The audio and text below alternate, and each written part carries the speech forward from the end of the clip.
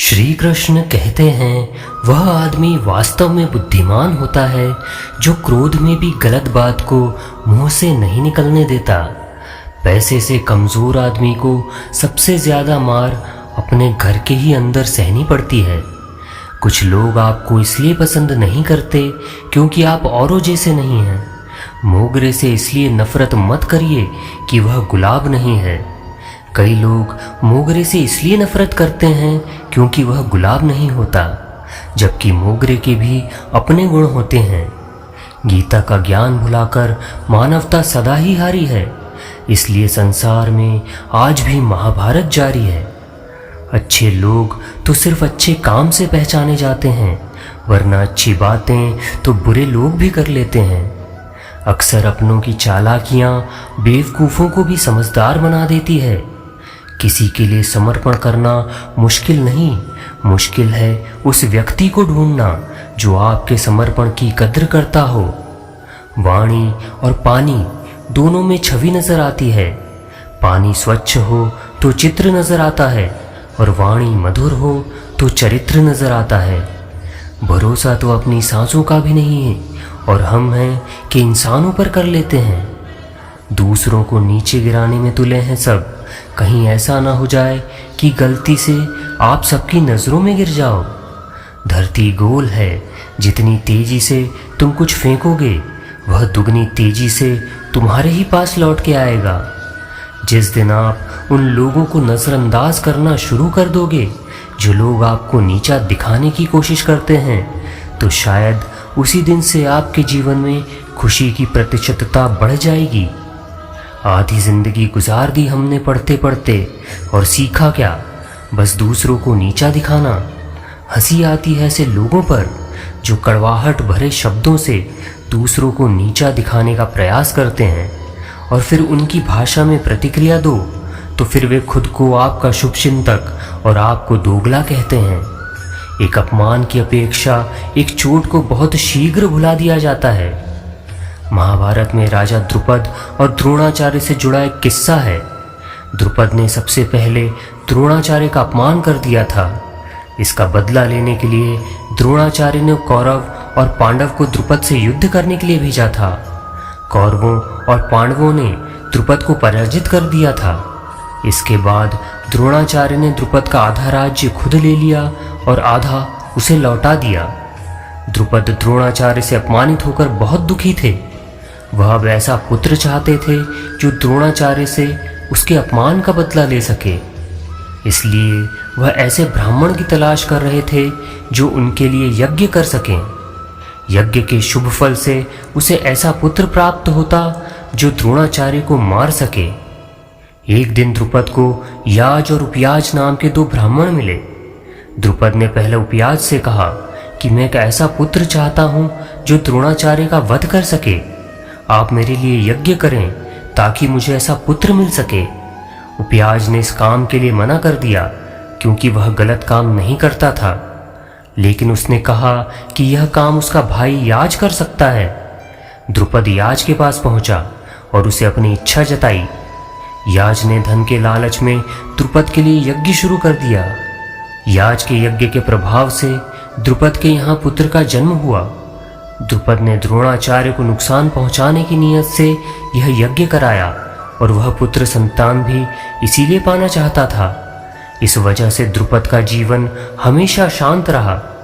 महाभारत युद्ध में द्रोणाचार्य ने द्रुपद का वध किया था। बाद में द्रुपद के पुत्र ने द्रोणाचार्य का वध किया था। इसीलिए बदले की भावना से जो काम किया जाता है उसकी वजह से जीवन हमेशा शांत रहता है। अगर आप यह सोच रहे हैं कि आपकी बेइज्जती हुई है, आपका अपमान हुआ है, तो पहले यह भी विचार जरूर कर लें कि कहीं आपने किसी का पहले अपमान तो नहीं किया था, क्योंकि अपमान का बदला अपमान से ही चुकाया जाता है। चुप रहता है अक्सर अपमान सहकर भी, वह हैसियत से नहीं नसीहत से वाकिफ होता है। अपमान वो घाव है जो सम्मान को चकनाचूर कर देता है।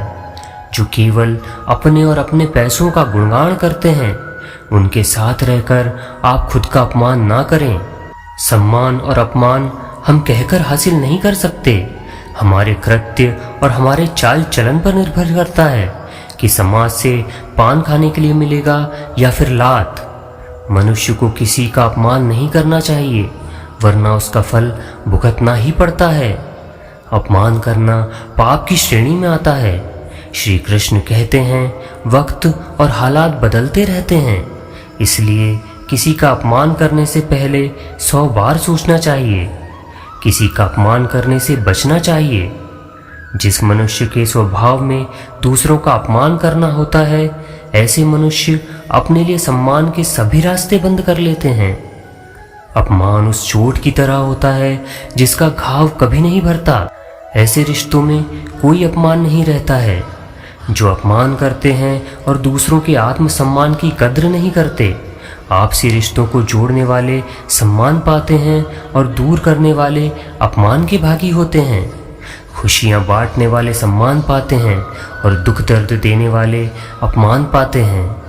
पुरुष का सम्मान नारी का अपमान न करने पर निर्भर होता है और नारी का सम्मान पुरुष का अपमान न करने पर निर्भर होता है। मनुष्य जीवन में अपना अपमान सह ले, लेकिन कभी अपमान करने वाले के सामने टूटना नहीं चाहिए, बल्कि मजबूत बनना चाहिए। परिवार के सदस्यों का अपमान कभी दूसरे लोगों के सामने नहीं करना चाहिए, क्योंकि अगर घर वाले अपनों का सम्मान नहीं करेंगे तो अन्य लोग भी नहीं करेंगे। अपने अपमान का सबसे अच्छा उत्तर होता है अपमान करने वाले से अत्यधिक सुख समृद्धि, नाम, शोहरत, सफलता प्राप्त कर लेना, कि अपमान सार्वजनिक रूप से सम्मान बन जाए। किसी से बदला लेने का आनंद तो 2-4 दिन तक ही रहेगा, लेकिन किसी को माफ़ कर देने का आनंद जिंदगी भर रहेगा। बदला लेने में क्या मज़ा है? मज़ा तो तब है जब तुम सामने वाले को बदल डालो। जब इंसान यह सोच लेता है कि खुद को बदलना कितना कठिन है, फिर वह यह समझ जाता है कि वाकई में दूसरों को बदलना सरल नहीं हो सकता। जब एक इंसान कोई गलती करता है तो दाएं बाएं आगे पीछे देखता है, बस ऊपर देखना भूल जाता है। पके हुए फल की 3 पहचान होती है। एक तो वह नरम हो जाता है, दूसरा वह मीठा हो जाता है, तीसरा उसका रंग बदल जाता है। जिसमें यह लक्षण ना हो वह कभी भी पक नहीं सकता। इसी तरह परिपक्व व्यक्ति की 3 पहचान होती है।